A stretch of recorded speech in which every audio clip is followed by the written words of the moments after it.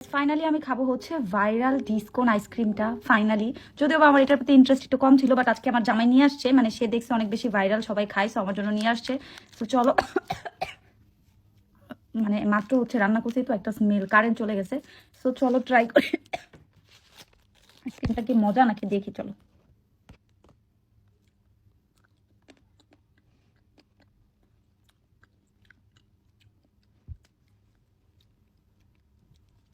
এখান থেকে একটু খাইলাম।